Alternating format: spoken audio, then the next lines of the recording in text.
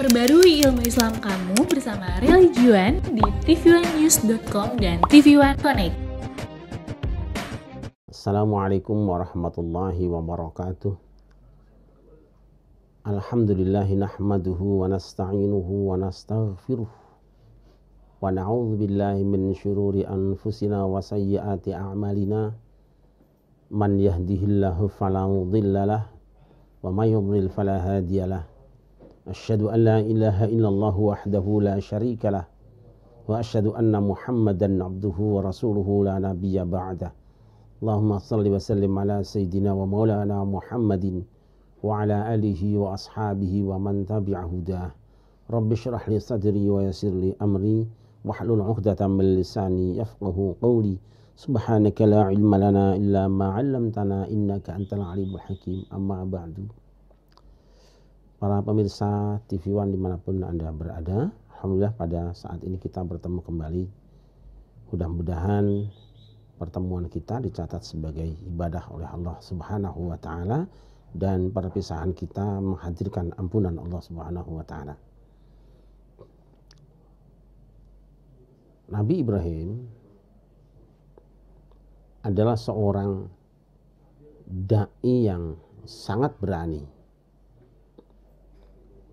Dia seharusnya merasa beruntung dengan menjadi anak dari seorang dirut BUMN, kira-kira begitu. Badan usaha milik Namrud. Tetapi ideologinya, kemandiriannya telah menutup rasa bahagia dari menjadi anak pejabat ini. Kalau dia sebagai pemuda cerdas yang pandai bertutur kata, kalau dia sebagai dai yang pandai berbicara, mau menjadi jubir pemerintah atau menjadi buzzer penguasa, mungkin dia dapat memperoleh apapun saja yang diinginkannya.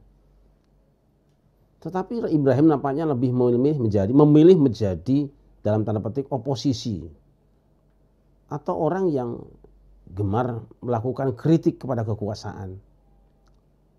Bukan karena kebencian pada kekuasaannya, melainkan pada kebijakan penguasaannya. Kebijakan penguasanya saat itu. Dia berdakwah dimulai dari dakwah kepada keluarganya. Karena seorang dai yang baik itu dia terlebih dahulu membangun jiwa dan raga, kemudian keluarga, tetangga, kolega, baru warga. Itu cara yang paling benar. Sering di antara kita lebih pandai bicara pada orang lain, tapi di rumah sendiri dia tidak ada nilainya apa-apa. Banyak orang yang ketika bicara di panggung luar biasa, tapi di keluarga dia tersiksa. Nah, Ibrahim berdakwah kepada keluarganya, kepada ayahnya. Dia katakan, "Wahai ayah, untuk apa Anda menyembah sesuatu yang tidak mendengar, tidak melihat, dan tidak bisa memberi apa-apa buat Anda, buat ayah? Tuhan dibikin sendiri, disembah sendiri." Ayahnya ngancam. "La illam tantahi la arjumannaka wahjurni maliya." Hai Ibrahim, jika kamu tidak menghentikan dakwahmu, terus-terusan kamu ngomong tidak berhenti, la arjumanaka, aku rajam kamu. Bahjurni maliya, tinggalkan aku selamanya, keluar dari sini. Di tantangan dakwah itu muncul di rumahnya sendiri. Dia diusir, bukan diundang, diusir. Berbeda dengan kita semuanya, sekarang para dai bukan diusir sama keluarganya, dibanggakan karena diundang tiap hari pulang bawa berkat. Jauh kita. Nah, rupanya Ibrahim ini orang yang kuat pendirian, luar biasa. Di sisi lain, kerasnya pendirian ini diimbangi dengan lemah lembutnya tutur kata. Ketika sang ayah mengusir, dia berkata, "Assalamualaikum, sa'astaghfiru laka rabbi innahu kana bi hafiya." Salam sejahtera untukmu wahai ayahku. aku akan mohonkan ampun kepada Allah untukmu. Sungguh dia sangat baik padaku. Kasarnya orang tua, kafirnya orang tua, mengusirnya orang tua pada anak tidak menyebabkan sang anak boleh kasar, boleh keras pada orang tuanya. Tetap lemah lembut. Rupanya didiamkan itu Ibrahim semakin hari semakin besar pengaruhnya, dan lalu kemudian dakwahnya itu keluar, mencuat keluar, sampai pada akhirnya dia ditangkap oleh penguasa, disidangkan. Ibrahim diundang oleh Namrud. Dia tidak kabur kemana-mana. Dia temui lawan politiknya itu. Dia hadapi sendiri. Tanpa ada pengacara yang mendampingi. Tanpa ada pembela yang mengamankan dirinya. Dia lurus sendirian, dia hadapi kekuasaan, disidang dia, berdebat dengan Namrud. Biasanya kekuasaan kalau kalah berdebat itu kan tinggal kekuatannya yang keluar. Kalah berdebat, keluarkan tongkat. Kalah dalam perdebatan, menang dalam kebijakan. Akhirnya Ibrahim ditangkap dan tidak tanggung-tanggung. Harriquhu wansuru alihatakum in kuntum fa'ilin. Instruksi Namrud, bakar Ibrahim, tolong Tuhan-Tuhanmu itu. Ini jadi lucu, Tuhan kok ditolong itu. Karena Ibrahim telah menghancurkan Tuhan-Tuhan mereka, patung-patung mereka dihancurkan semuanya. Lah Tuhan tidak bisa menolong diri sendiri, bagaimana menolong orang lain? Akhirnya Namrud menyalakan api yang sangat besar. Ibrahim dilemparkan ke dalam api itu. Dan saat itu konon ada malaikat yang datang menawarkan pembelaan, menawarkan pertolongan. Alaka hajah ya Ibrahim? Adakah engkau butuh pertolongan Ibrahim? Nabi Ibrahim kira-kira menjawab, dari engkau tidak, dari Allah ya.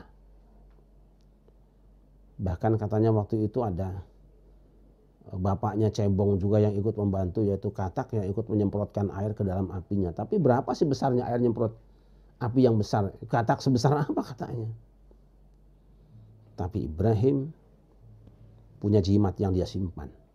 Yang begitu dia luncurkan, pasti semua kalah. Ini jimat sakti Mandraguna. Apa jimatnya? Dia baca dengan lisannya, dia matak aji kasekten, dia baca hasbunallahu wa ni'mal wakil. Dia baca berulang-ulang hasbunallahu wa ni'mal wakil, hasbunallahu wa ni'mal wakil. Cukuplah Allah sebagai sandaranku dan dialah tempat aku bergantung.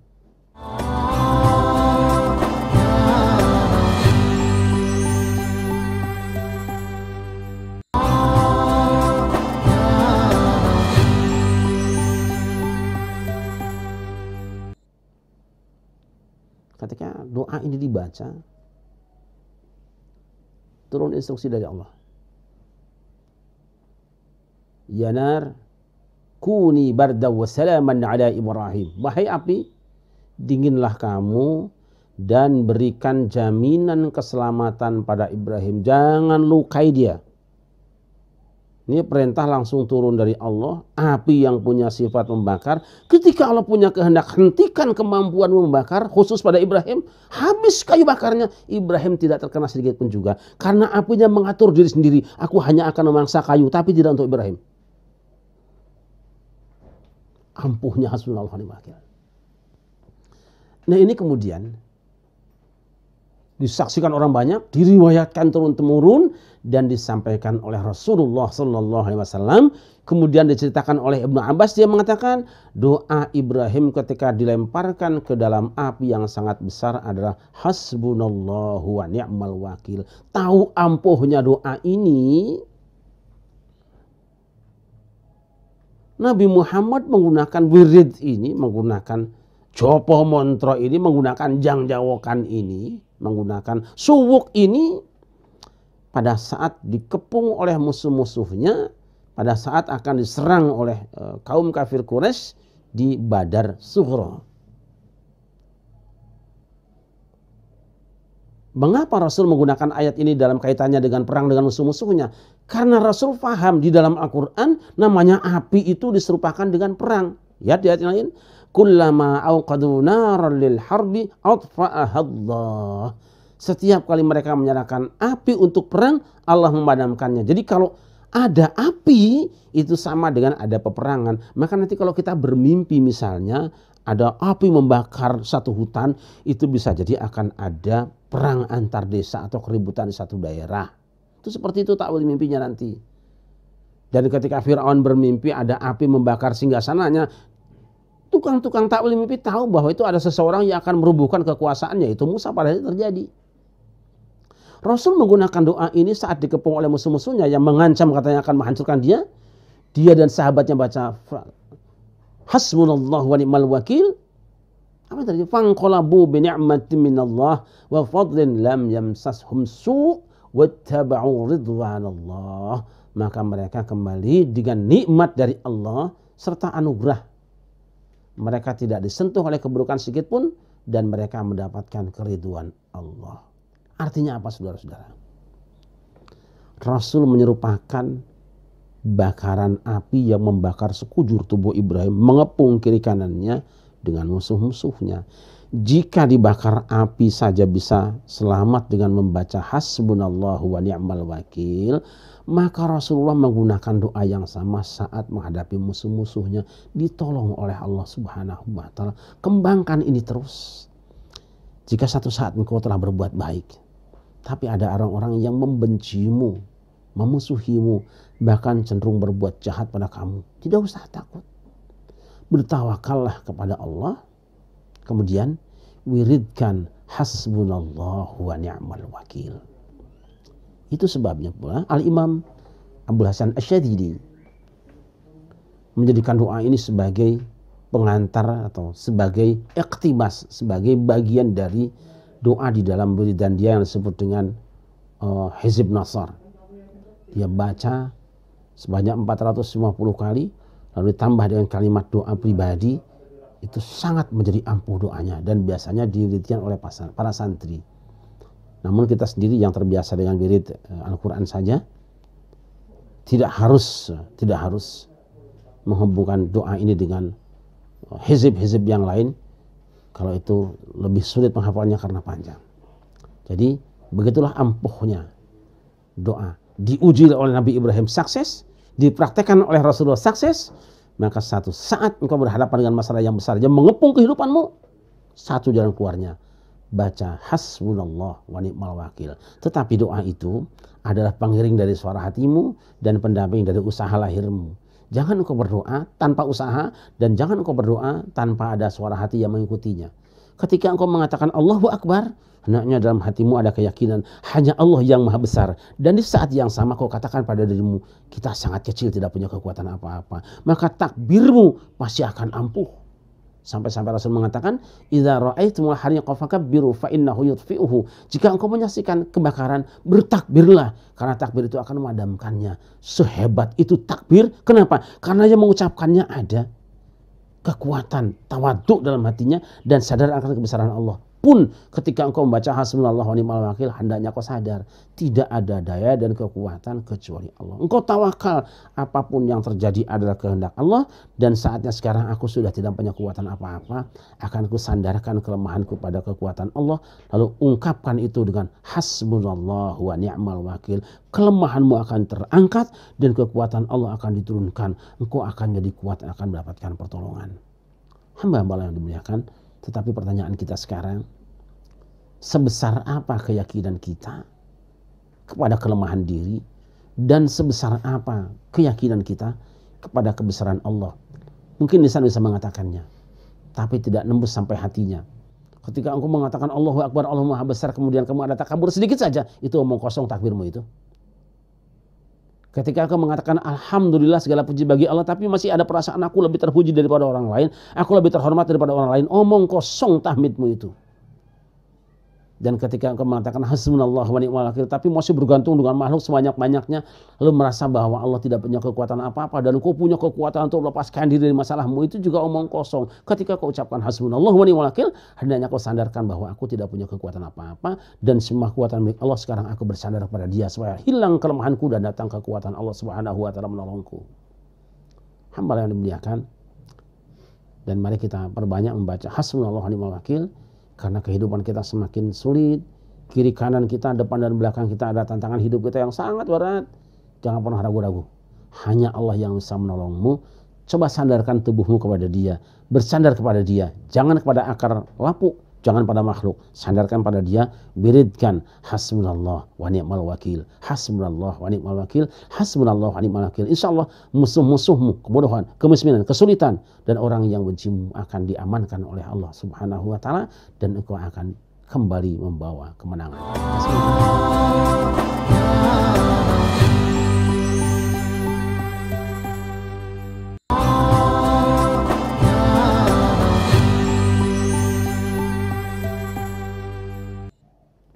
Hamba Allah yang dimuliakan, kalau Nabi Ibrahim di luar kekuatan otaknya, teka hartiku otakna, di luar kekuatan ototnya, ternyata bisa mengalahkan panasnya api yang mengepung dari semua arah.